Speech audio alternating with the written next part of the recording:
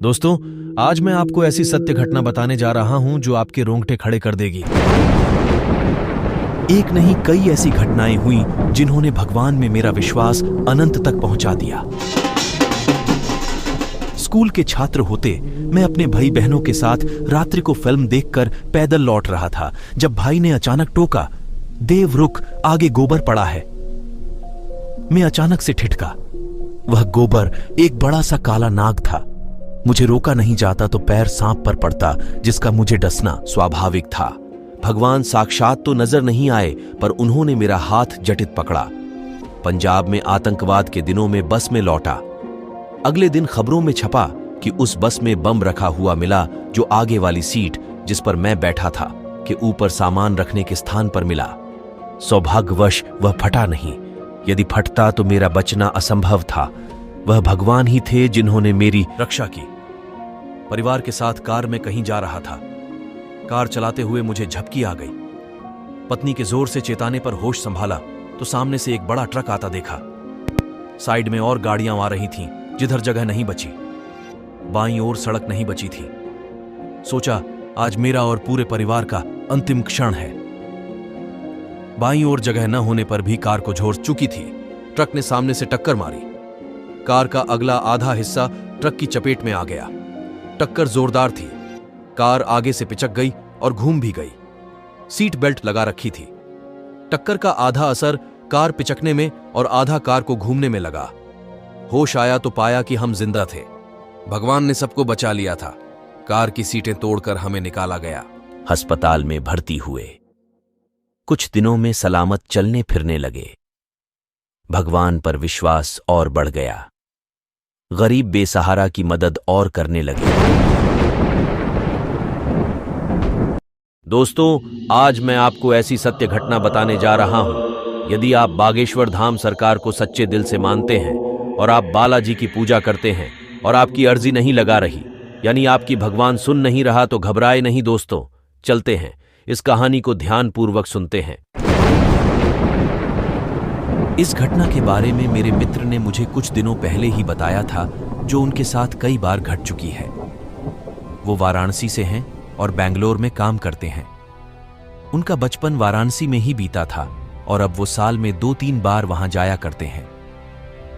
एक बार ऐसे ही हम दोस्तों में जीवन, मृत्यु और मोक्ष की चर्चा चल रही थी और उन्होंने बताया कि वो वाराणसी में अक्सर गंगा नदी को पार करने के लिए नाव की यात्रा करते हैं।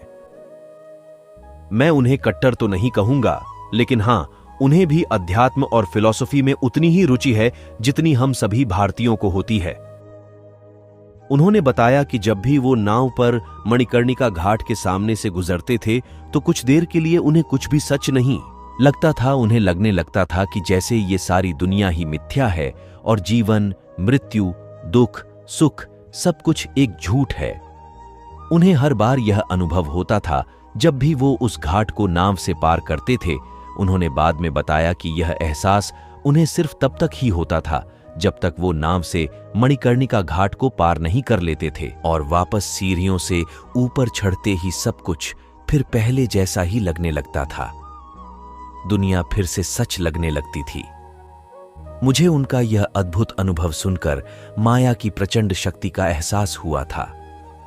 माया को सिर्फ उसकी मर्जी से ही जाना जा सकता है।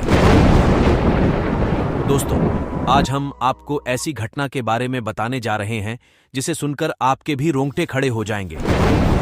धीरेन्द्र जी का जन्म 4 जुलाई 1996 को छतरपुर के पास स्थित गड़ागंज ग्राम में हुआ था। इनका पूरा परिवार आज भी उसी गड़ागंज में रहता है, जहां पर प्राचीन बागेश्वर धाम का मंदिर स्थित है। जय हनुमान ज्ञान गुण सागर, जय कपीस तिहु लोक उजागर, रामदूत अतुलित बल धामा, अंजनी पुत्र पवन सुत नामा। इनका पैतृक घर भी यहीं पर है। यही इनके दादाजी पंडित भगवान दास गर्ग सेतुलाल भी रहते थे। इनके दादाजी ने चित्रकूट के निर्मोही अखाड़े से दीक्षा प्राप्त की थी, जिसके बाद वे गढ़ा गांव पहुंचे, जहां उन्होंने बागेश्वर धाम मंदिर का जीर्णोद्धार करवाया था। यहीं पर धीरेन्द्र कृष्ण के दादाजी भी दरबार लगाया करते थे। उन्होंने आश्रम संन्यास आश्रम ग्रहण कर लिया था। धीरेंद्र महाराज के गड़ागंज वाले पैतृक घर में माता पिता व उनका एक छोटा भाई भी रहता है। इनके पिताजी का नाम रामकृपाल गर्ग था, जो नशे की आदी थे, जिस कारण वह ज्यादा कुछ करते नहीं थे। माताजी का नाम सरोज गर्ग है। धीरेंद्र के छोटे भाई शालिग्राम गर्ग जी महाराज हैं। वह भी बालाजी बागेश्वर धाम को समर्पित हैं। धीरेंद्र के पिताजी के कुछ न करने के कारण परिवार की आर्थिक स्थिति बहुत खराब थी। 3-3 दिन तक खाने का अभाव रहता था। जैसे तैसे गृहस्थी चला करती थी। रहने के लिए एक छोटा सा कच्चा मकान था, जो बरसात के दिनों में टपका करता था। इसे हनुमान जी का आशीर्वाद कहिए या फिर किस्मत का खेल। इतनी कम उम्र में धीरेंद्र महाराज शानदार मुकाम और प्रसिद्धि हासिल की है। कई लोग इसे उनका चमत्कार मानते हैं, तो कई लोग इसे मात्र अंधविश्वास। खैर, जो भी हो, पर इस बात को नहीं नकारा जा सकता कि उन पर कई लोगों की अपार श्रद्धा है। बागेश्वर धाम सरकार नाम से विख्यात धीरेंद्र कृष्ण शास्त्री एक कथावाचक हैं। धीरेंद्र शास्त्री जी मध्य प्रदेश के छतरपुर जिले में पडीडीडीएचने वाले प्रसिद्ध धार्मिक तीर्थ स्थल बागेश्वर धाम सरकार के पीठाधीश्वर तथा पुजारी हैं। उनके धाम में देश के कोने कोने से कई श्रद्धालु उनके दर्शन के लिए छतरपुर जाते हैं और अपनी अर्जी लगाते हैं। वर्तमान समय में बाबा धीरेंद्र शास्त्री जी की आयु मात्र 27 वर्ष है। कहा जाता है कि बागेश्वर धाम सरकार पंडित धीरेंद्र शास्त्री पर बालाजी हनुमान की असीम कृपा है, किस कारण उन्हें कई सिद्धियां प्राप्त हुई हैं। 15 जुलाई 1946 को मध्य प्रदेश के छतरपुर में जन्मे पंडित धीरेंद्र कृष्ण शास्त्री का बचपन अति गरीबी में बीता। एक कच्चे मकान में उनका पूरा परिवार रहता था। उनके मां का नाम श्रीमती सरोज और उनके पिता का नाम पंडित श्री रामकृपाल गर्ग है। बताया जाता है कि वो बचपन से काफी होशियार थे। उनकी प्रारंभिक शिक्षा गांव के सरकारी स्कूल में हुई। उनके पिता पुरोहित गिरी के जरिए अपना परिवार चलाते थे। जब गांव में इनके परिवार के चाचा और कुछ लोगों ने पुरोहित गिरी का काम आपस में बांट लिया, तो महाराज का परिवार आर्थिक संकट से घिर गया। उनकी माता सरोज को भैंस से दूध बेचकर अपने परिवार का भरण पोषण करना पड़ा। बचपन से ही धीरेंद्र शास्त्री लोगों को प्रभावित करने में माहिर हो गए।